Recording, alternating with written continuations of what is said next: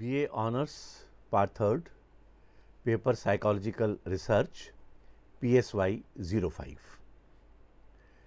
Very good morning to all my dear students. The topic of today's class lecture is research problem. You see, the paper is psychological research. That means how you will do research in the field of psychology.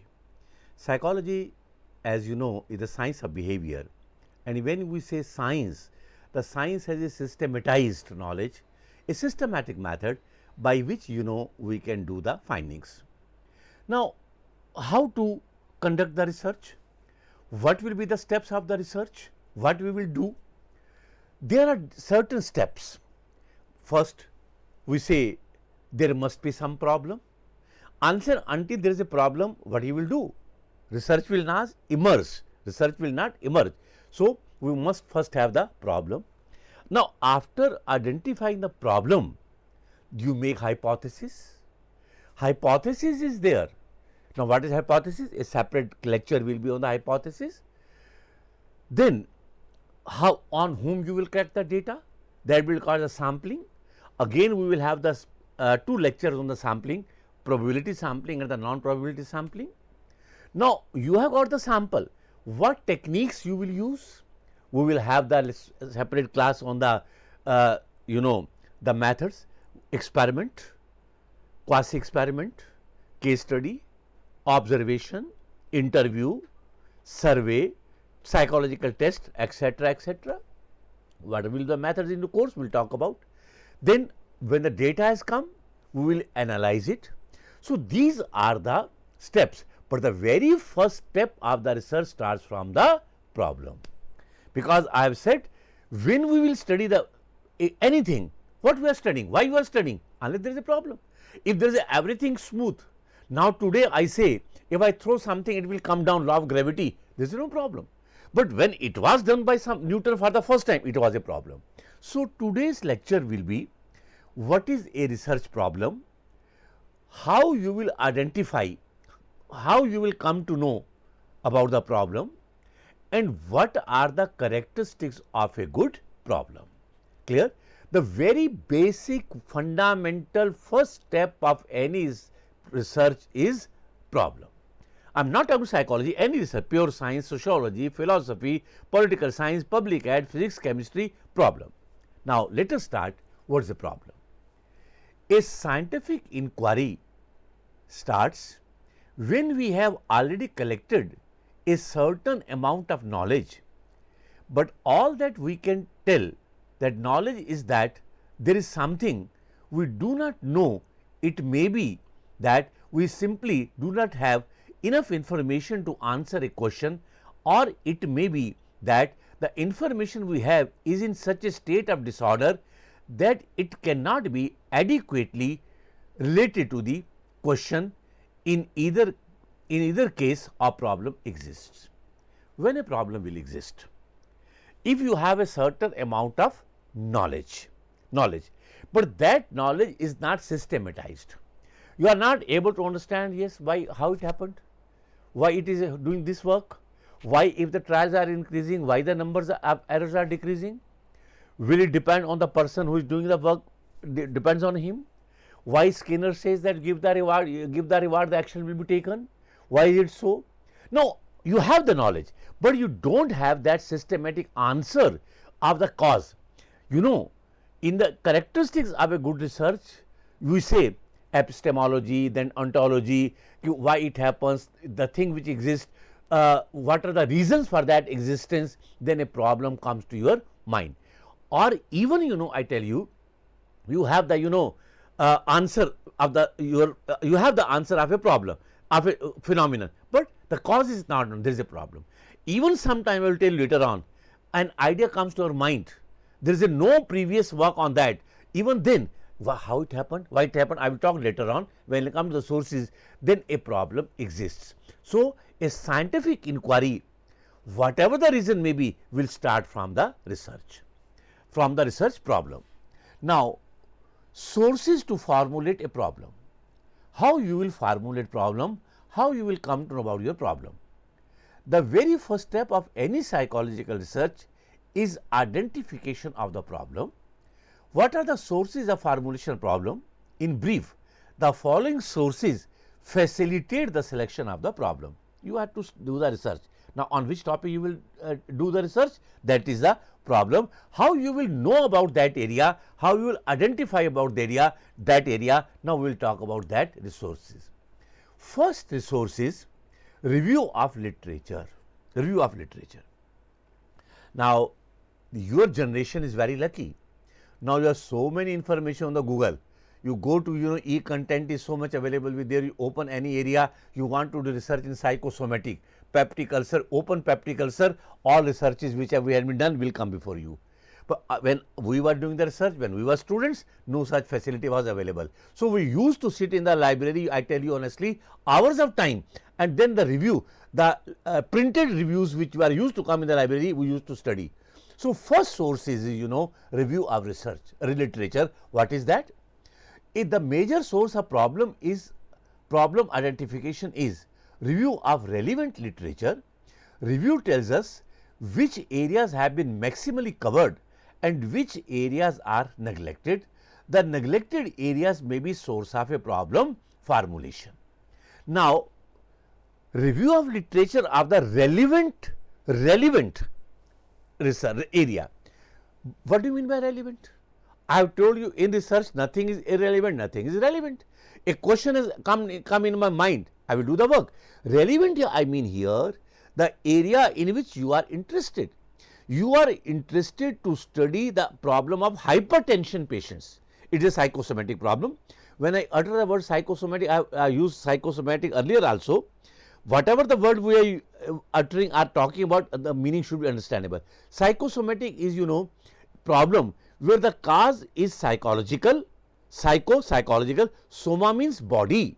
When psychological cause is affecting the body, the physiology, that disease comes the psychosomatic.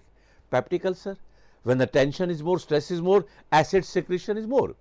The excess of acid which the body is not able to absorb, acid is necessary for digestion of food, but the excess acid will damage the intestine and that causes the ulcer. So, you are interested in the psychosomatic, relevant area psychosomatic, put the heading psychosomatic, the area will come. Now, in psychosomatic you are particular about the hypertension, put hypertension, you will know about the work done in the hypertension area. You are interested in learning theories, all learning theories, whether the Hull theories, whether it's Guthrie, whether it's Thorndike, Pavlov, Skinner, whatever they are, whether Bandura, observational theory, that will come before you and that you will explore. So, the relevant research literature you should review. That review first will tell you where the maximum work has been done and which are the areas which you feel are neglected. For example, I will give you the example. When you are reviewing the research, all researches were telling that because of the family pressure, the problem of family pressure means psychological. It is affecting the blood pressure, hypertension, causing the hypertension. Now, thousands of research have confirmed that family problems are responsible for the hypertension. Now, if you take the same area for research, what the use? This area has been maximally covered, maximally studied, but you find that no work has been done on the pressure of the working place, where the employee is working, whether the working environment may also be responsible for this problem. This was not done by anybody, it is a neglected area. Now, you find this area, you start this area and then phrase the problem that, well, the effect of work environment on the output or on the personality or on the psychosomatic problem or on the hypertension, whatever the variable you want to study on the problem. So, you will know the area which are neglected and which are maximally covered, number one. Number two, you will find the gap in the knowledge. Now, number of researches have been done in a particular area, but there is a gap in between. Now, what is that gap? I will give you by examples. That gap you will fulfill by taking a new problem. Probably the most apparent way in which a problem is manifested is when there is a straightforward absence of information. As I told you, straightforward information, we are aware of what we know and there is a simply something that we don't know. We don't know about the working environment. I have told you, if a community group plans to establish a clinic to provide a psychotherapeutic services, two natural question arises: what kind of psychotherapy should be given? Of the different systems of psychotherapy, which is most effective? Now, there are extremely important if there are few scientifically acceptable studies and then there is a gap in the knowledge, collection of the data with a view towards filling this gap is thereof indicated. Now, you want to open psychotherapeutic centers. Now, there are so many therapies: behavior therapy, you can say group therapy, you can talk about non-directed therapy. Now, people say the therapy is effective, but which therapy is more effective? This is a gap.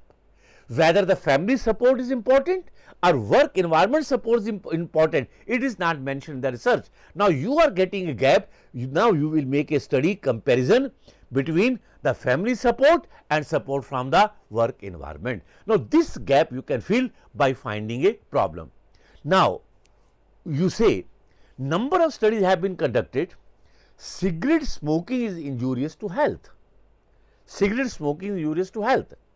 I am a non-smoker, but we know from our basic knowledge on the cigarette packets it is written, though they are very clever, they read with a very very small letters, injurious to health.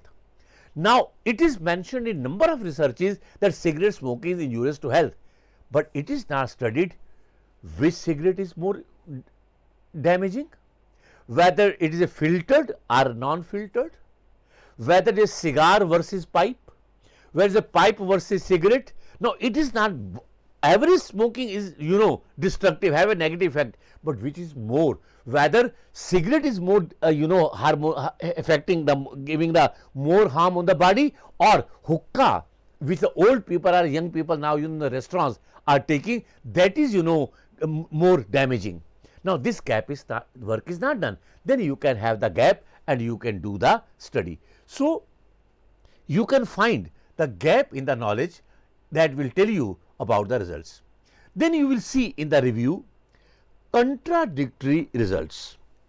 Now, when you are conducting the research, a research says that it is a this, the second say it is this, opposite. Some says if you give the practice, the learning will improve. Other research says practice will not improve the results. Now, who's correct? The first one, the second. The researcher says give the reward improves the performance. Reward improves the performance. Other research says reward pampers the child. Now, one research say reward is effective improving child behavior. The second say it is pampering. Contradiction. Whether the first is right or the second is right, I don't know. Now, this contradiction, I must study that what is that I make a comparative.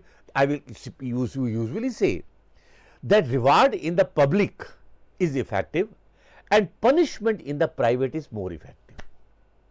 If we praise someone in the public, moral boosts on. Why there is a convocation, the honorable governor of the state gives you gold medal, the reward is given in the public.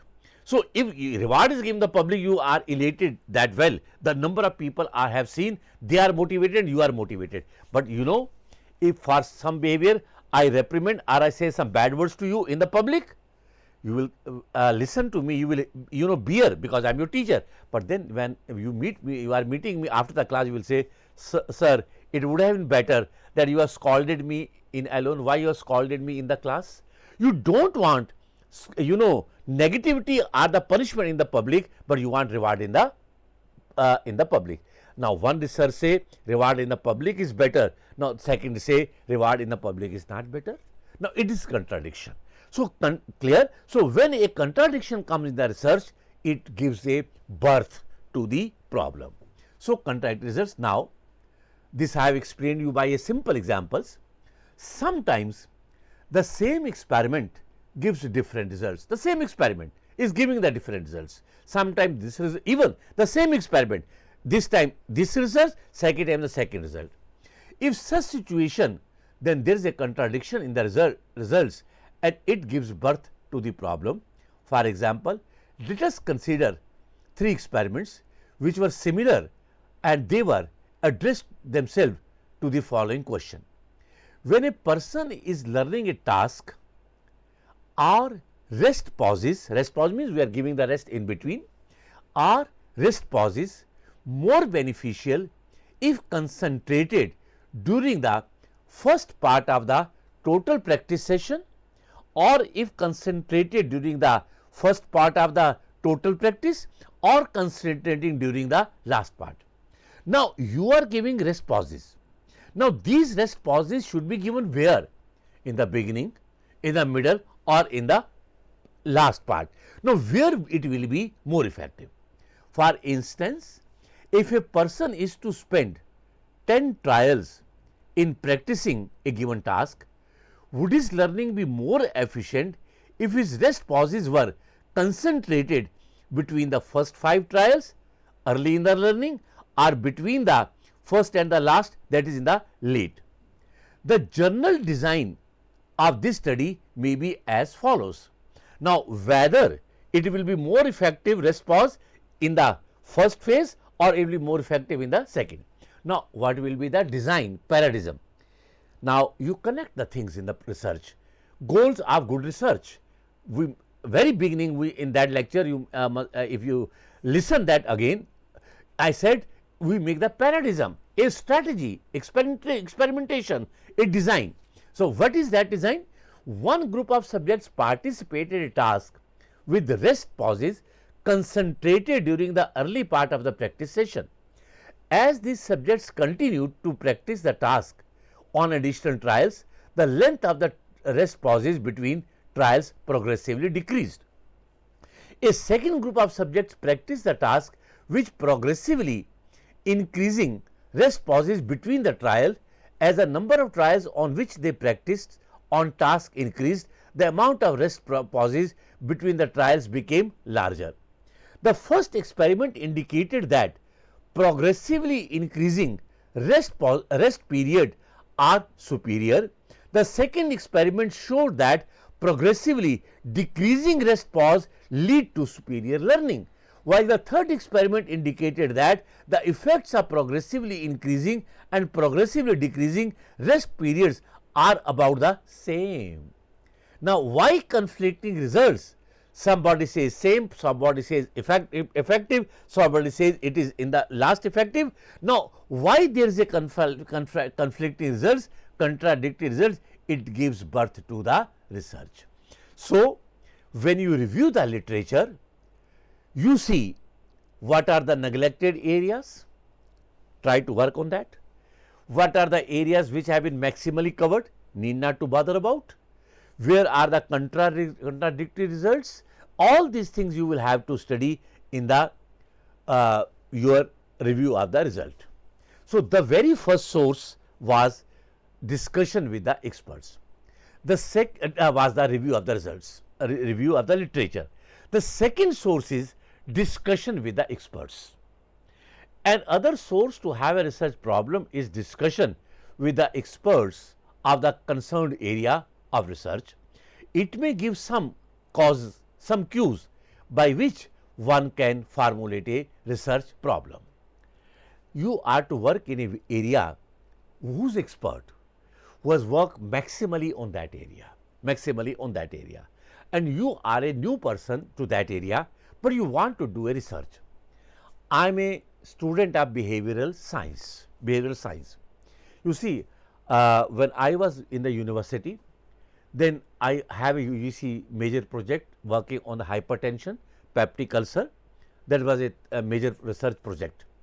You see, when I planned this project, on the books, literature can give me the exposure about hypertension and peptic ulcer, but the physicians who are dealing with the hypertensive cases and ulcer cases or asthmatic cases are better aware of these problems than me. Believe me, at that time I went to the medical college. I discussed with the professors of medicines. Sir, tell me something. Let us discuss about the asthmatic, the peptic ulcer, the hypertension, so that I may know from their experience what are the causes, psychological causes of these problems. So, when you want to do the research, you discuss with the experts also.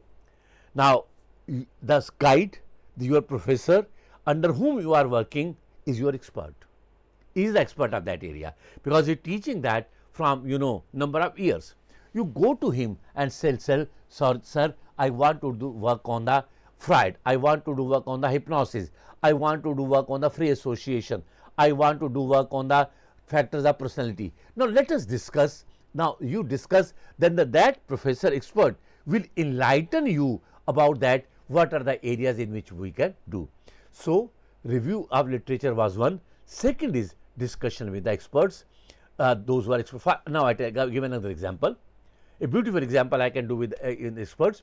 You make the achievement tests. What are achievement tests? Achievement test, your psychological test, your achievement on a particular subject. How your achievement in 10th biology, 12th physics, 12th maths. I am a professor of psychology. I don't know about the biology, the botany, zoology, physics, chemistry of the class 12th area. Now, who are the teachers, the PGTs, the lecturers who are teaching students of these subjects? So, I will go to those teachers and discuss, sir, what problems the students are facing, why there is a fear about the maths, why they are fear about this subject, how is it so, how this is so, which methodology you are using. Now, they are the experts. I will do the research. I am a professor, I know my area, but expert of biology, physics, chemistry are those who are teaching those subjects in the college, university or in the schools. So, with the discussion of with the experts, I may get a problem.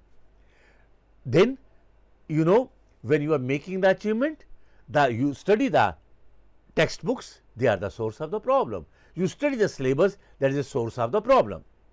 And other very important source is that insight. Now, it is a very important concept, and this was given by, you know it very well, Gestalt psychologists, Kohler, Kafka, Wertheimer. They gave the theory of insight. What is that? I will tell you later on. But first, let us talk about. Sometimes, insight in the mind of a researcher becomes a source of problem. Source of problem does not mean source of personal problem, source of research problem. So, insight becomes a source of problem. Suddenly, a question arises in the mind of a scientist that how it happened. So, the biggest is the Newton when he gave the law of gravity. Sometime the insight means sudden thought, a sudden idea comes in your mind that why it happened, why it didn't happen, what was the reason, why so, how it can't be. Now, this idea come to your mind, and insight comes in the mind, and that may be one of the source of the research problem. I have specifically written. You can take thousands of examples, but I have given name the written. The biggest is Newton when he gave the law of gravity. You know this story very well. He was sitting in the garden, in the morning, and an apple, from the tree fell down. Now, that time a question came in the mind of Newton, why apple fell down. Have Newton not seen earlier in his life? He was not a 1 year, 2 year child. Has he not seen the number of things when we throw come down? But the insight didn't emerge any time. But this time the insight emerged, a question came in his mind that why it happened so, and he started working on that problem, and Newton is Newton. He is immortal. Now, Newton is Newton. So, sometime the insight of the researcher gave a important source of the research. So, Newton didn't depend on the review. He didn't discuss with the experts inside. So, sometime when you are sitting, even silently, you are in a relaxation mood. An idea comes to you, well, the teacher taught me this topic today, but he said this, but why it can't be this way? Now, why it can't be this way? An idea came to your mind.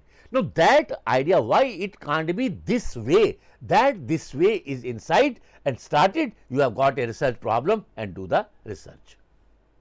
Then, explaining fact.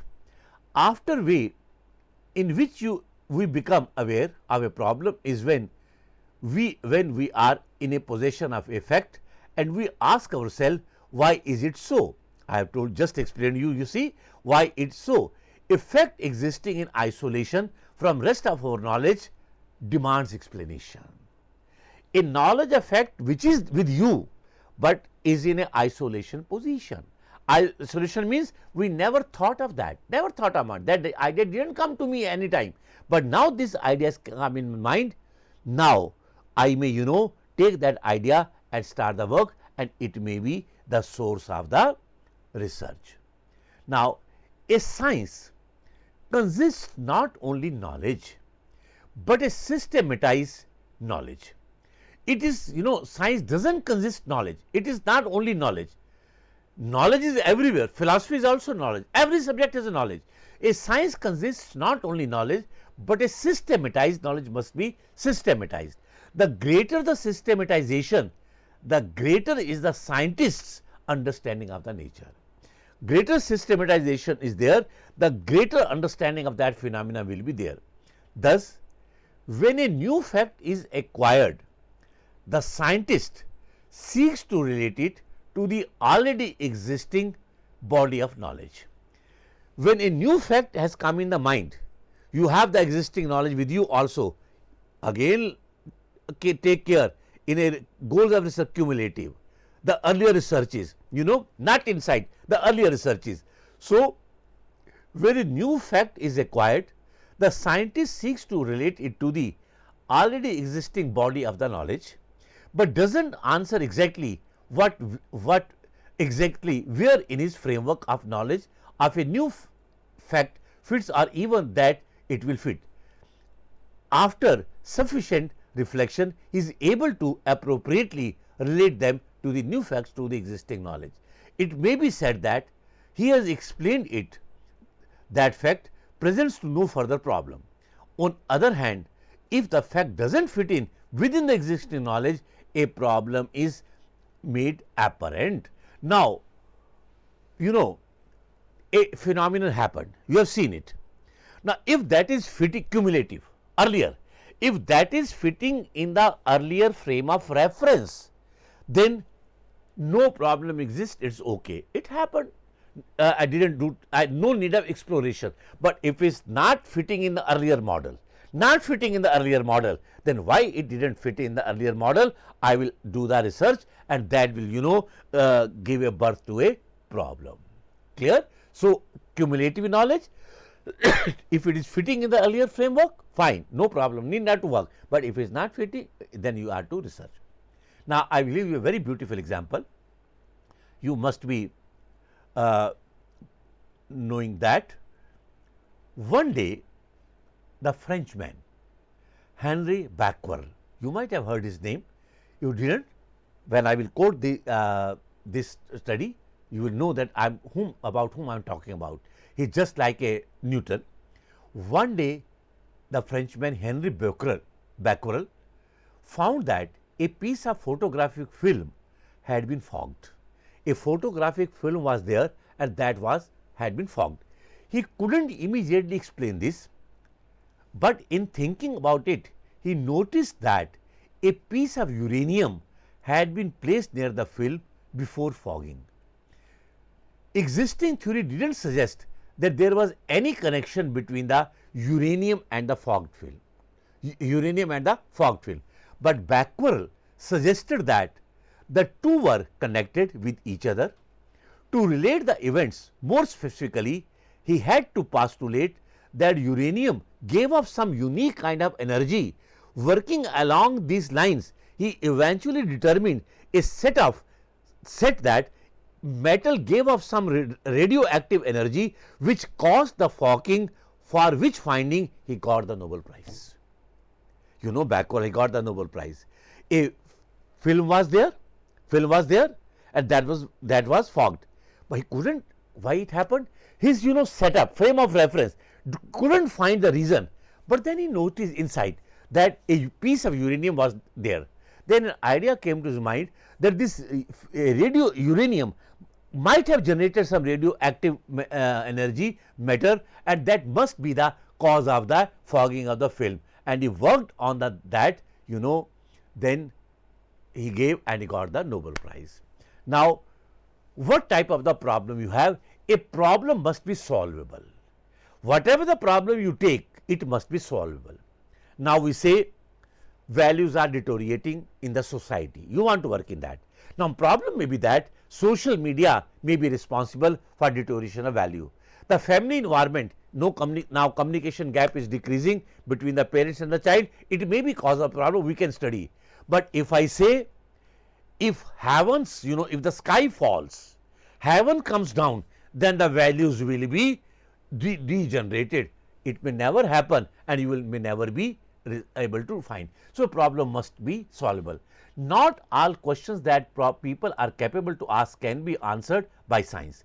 A problem can qualify as the object of scientific inquiry only if it is solvable, as distinguished from an unsolvable problem. And since a hypothesis is a tentative solution of a problem, science deals with the hypotheses that are testable. We will talk about hypothesis in a separate lecture. One of the most important activities related to the science and also one of the most complex is the determination of criteria of testability. Such a criterion should enable us to determine whether or not a problem is solvable, that is, a problem is solvable if and only if it is possible to advance a testable hypothesis as a tentative solution of it, then you proceed. So, it must be solvable. Inadequate definition. Vaguely stated problem typically contains terms that are inadequately defined, contributes to its vagueness. Consider the typical question, can machines think? This is the contemporary analogy of the question that Thorndike took up in the detail, namely, do lower animals reason? Whether or not these problems are solvable depends on how we think and reason. Our reasons are defined. Unfortunately, much energy has been expended in arguing such questions in the absence of clear specification what is meant by the crucial terms.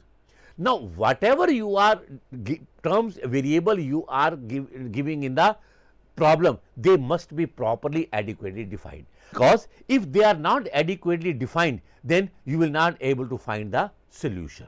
So, that must be adequately defined.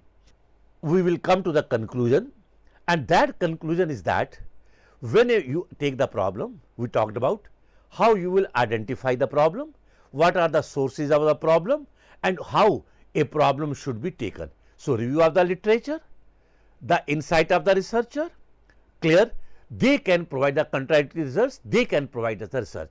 Now, what will be the good problem? A problem must be solvable, the variables which you are mentioning should be adequately defined. So, if you take these consideration in your mind, that will give you the proper problem and the results will be more. Thank you very much.